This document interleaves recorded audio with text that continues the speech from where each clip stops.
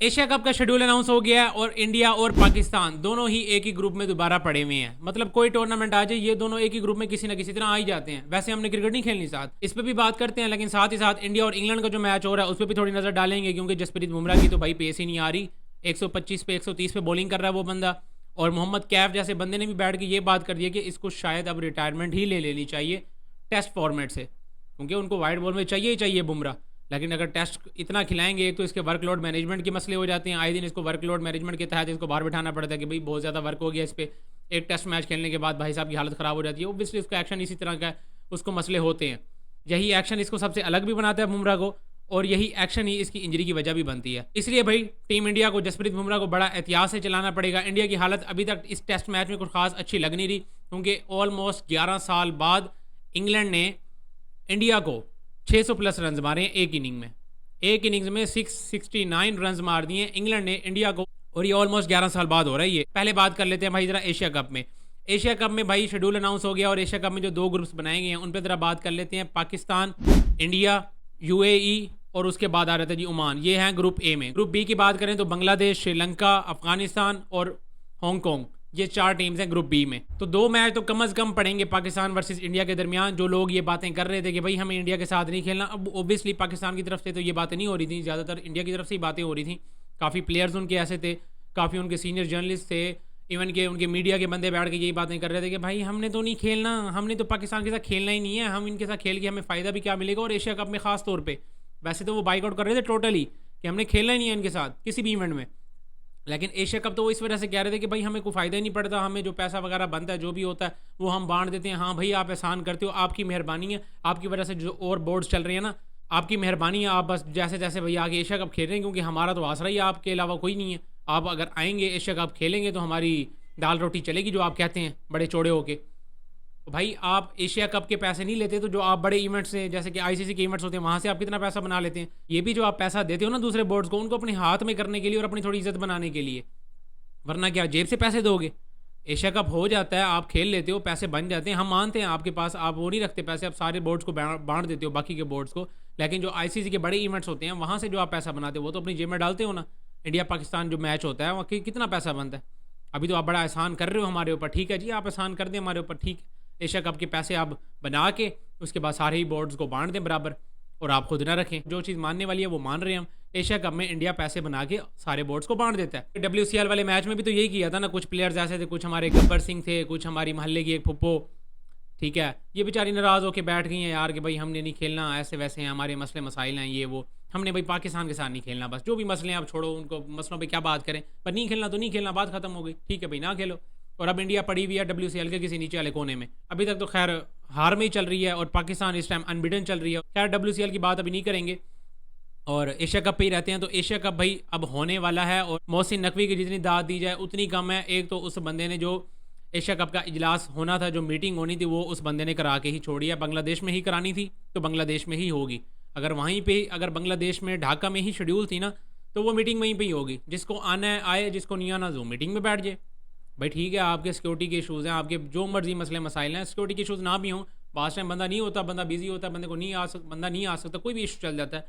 भाई ठीक है जहाँ मर्जी बैठे हैं आप, वहीं से जूम मीटिंग करके वहीं पे आप जूम कॉल पे ऐड हो जाएं और आप मीटिंग कर लें, कोई मसला नहीं। और वैसे ही हुआ, राजीव शुक्ला शायद उनका नाम मुझे सही जहन में नहीं है, तो वो फिर जाहिर सी बात है इंडिया से ही बैठ के उन्होंने जूम कॉल करके वो मीटिंग ज्वाइन की, और वो मीटिंग हो भी गई। 25 के 25 बंदों ने वो मीटिंग ज्वाइन की, और उसके बाद ये सारा फैसला वगैरह हुआ, और अब एशिया कप का शेड्यूल भी आ चुका है ऑलमोस्ट 1.5 महीना पहले। तो मोहसिन नकवी की भाई दाद तो देनी पड़ेगी। 9 सितंबर को पहला मैच होगा अफगानिस्तान और हांगकॉन्ग के दरमियान, दूसरा मैच होगा इंडिया और यूएई के दरमियान 10 सितंबर को। उसके बाद 11 तारीख को हो जाएगा जी बांग्लादेश और हांगकॉन्ग के दरमियान मैच। तो उसके बाद आ जाता है पाकिस्तान और ओमान के दरमियान मैच। दोनों इस ग्रुप में एक चीज़ मेरे हिसाब से अच्छी ये हो गई है कि दोनों इंडिया और पाकिस्तान, क्योंकि बेसिकली इस ग्रुप में हैवी टीम्स और अच्छी टीम्स यही हैं जिनको देखने के लिए बैठी हुई है सारी अवाम। दोनों का एक एक मैच हो चुका होगा हल्की टीम्स के साथ, और उसके बाद इंडिया पाकिस्तान का मैच होगा।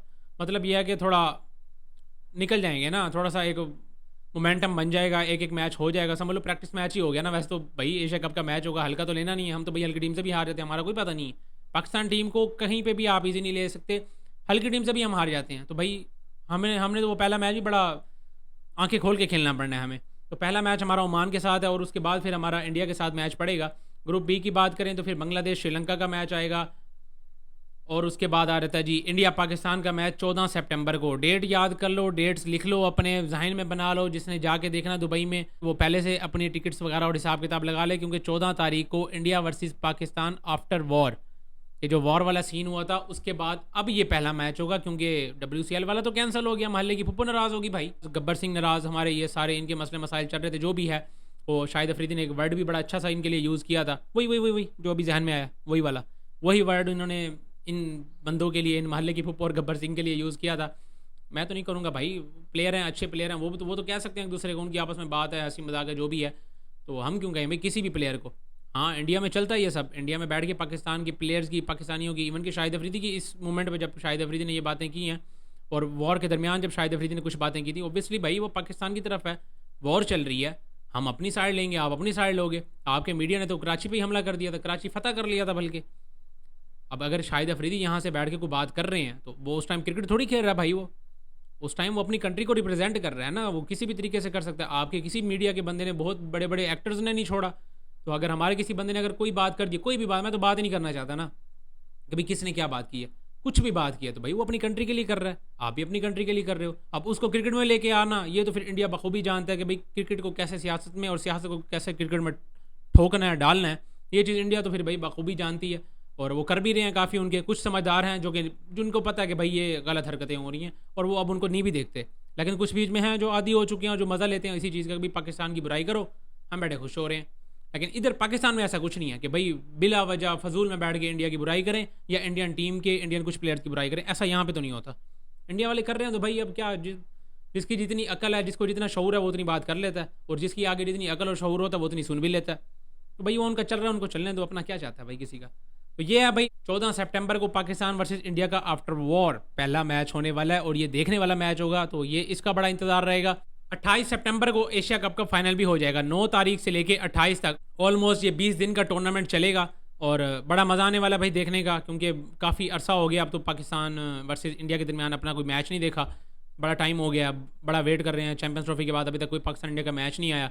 एक तो ये मुझे तो समझ नहीं पाकिस्तान और इंडिया के दरमियान रेड बॉल क्रिकेट क्यों नहीं होती, चलो एक वो भी ऐड ऑन हो जाएगी तो पाकिस्तान इंडिया के दरमियान और काफ़ी मैचेस देखने को मिलेंगे। खैर भाई जब होगी तब होगी। अब इधर आप बात कर लें भाई रेड बॉल जो चल रही है इंग्लैंड वर्सेस इंडिया के दरमियान, इंडिया और इंग्लैंड के दरमियान भाई रेड बॉल क्रिकेट चल रही है, और हालात ख़राब हुए पड़े हैं इंडिया के, क्योंकि भाई 11 साल बाद 600 प्लस रन कंसीड कर लिए हैं इंडिया ने। जसप्रीत बुमराह भी साइड में है, लेकिन भाई साहब की बॉल ही नहीं पहुंच रही, 125 130 इससे ऊपर बॉल नहीं जा रहा। टीम इंडिया के फॉर्मर प्लेयर मोहम्मद कैफ ने भी ये बात कर दी है कि भाई अब इसको रिटायरमेंट ले लेनी चाहिए टेस्ट क्रिकेट से, और अपना वर्कलोड मैनेजमेंट भाई अपने आप को मैनेज करके सिर्फ वाइट बॉल पे फोकस करे, क्योंकि भाई इस बंदे का जो एक्शन है उस हिसाब से ये लंबी क्रिकेट खेल ही नहीं सकता। क्योंकि अब आप यहाँ से देखें ना कि पहला टेस्ट मैच खेला, उसके बाद 7 दिन के रेस्ट के बाद भी भाई साहब को इतना फील नहीं हुआ कि भाई उसको मजीद रेस्ट चाहिए। वो भाई साहब कहते हैं कि भाई नहीं अभी मुझे मजीद रेस्ट चाहिए, 7 दिन का रेस्ट मुझे थोड़ा है, मुझे ये वाला मैच भी नहीं खेलना, मुझे अगला मैच खेलने हैं सीधा सीधा लॉर्ड्स वाला। और उसके बाद दूसरा मैच हार गए, लॉर्ड्स वाला आके वो भी हार गए, और अब मस्ट विन मैच था ये वाला, और अब इसकी भी हालत ख़राब हुई पड़ी है। ज़्यादा से ज़्यादा इंडिया ड्रॉ पे जा सकती है। आज पूरा दिन बैटिंग करके इंडिया सिर्फ और सिर्फ ड्रॉ पे जा सकती है, जीत फिर भी नहीं सकती। इंग्लैंड के पास अच्छा चांस है कि इंग्लैंड 2 आउट ऑलरेडी करके खड़ा हुआ है, कहीं तो आके भाई जल्दी से जल्दी जितना जल्दी हो सके इंग्लैंड इंडिया को गिराए, और उसके बाद जितना को थोड़ा सा या तो इसी 137 रन अभी भी पड़े हुए हैं, या तो इसी में इंडिया को ख़त्म कर दिया, जो ऊपर थोड़े से भी रन बनेंगे जितने भी इंडिया बना सकती है उसमें वो अपने आगे बाद में चेज़ कर लेंगे, तो इंग्लैंड अभी भी विन कर सकती है। लेकिन इंडिया के लिए सिर्फ और सिर्फ एक ही चीज़ है, ड्रॉ कर सकती है बस, और इंडिया के लिए कुछ भी नहीं है। थोड़े अगर रन्स पे बात करें तो भाई जो रूट पे मैंने वीडियो नहीं की थी, जाहिर सी बात है जो रूट ने भाई बड़े रिकॉर्ड तोड़ दिए हैं। 2nd नंबर पे आ गया वो बंदा most runs in Test cricket, Sachin Tendulkar के बाद वो बंदा आ गया। अब रिकी पॉन्टिंग को भी पीछे कर दिया है, वो बंदा भाई नेक्स्ट लेवल पे चल रहा है, और फैब 4 में किसी ज़माने उसको नंबर 4 पे गिना जाता था।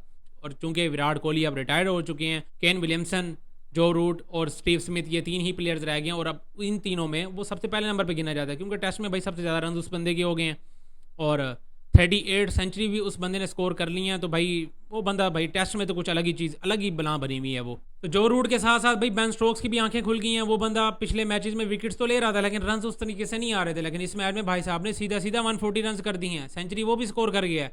उसके कभी किधर बोले मार रहे हो, कभी किधर बोले मार रहे हो, और वहाँ पे बोले मार रहे हो जहाँ पे नहीं मारनी चाहिए, और फिर वहाँ पे बोले मार के सिराज साहब तो चढ़ जाते हैं उसके ऊपर जाके, सीधा सीधा उसको बातें अबे भाई जरा उसको सांस तो ले लेने दे, पता है कहाँ पे बॉल लगी है, कहाँ पे उस बंदे को बॉल लगी है, वहाँ तो यार किसी को भी बॉल लग जाए ऑलमोस्ट उसको 5 मिनट तो छोड़ दो ना, उसको ज़रा दुनिया में आने दो वापस, वो पता नहीं किसी और जगह टेक ऑफ कर चुका होता है, तो 5 मिनट कम अज़ कम उस बंदे को छोड़ देने चाहिए। लेकिन सिराज नहीं, सिराज साहब तो भाई नहीं, कोहली से एग्रेशन सीख के आया, वो कहाँ निकालेगा, कब निकालेगा, किसको दिखाना है उसने, वो जो सीख के आया वो तो उसने निकालना है। और भाई उसको वहाँ पे बॉल मार के भी उसके ऊपर चढ़, वो बेचारा नीचे गिर के पड़ा हुआ है वहाँ पे, जरा अपना हिसाब किताब लगा रहा है, उसके बेचारे के सांस नहीं आ रही, सिराज साहब ऊपर सर पे जाके भाई बातें शातें सुना रहे हैं उसको।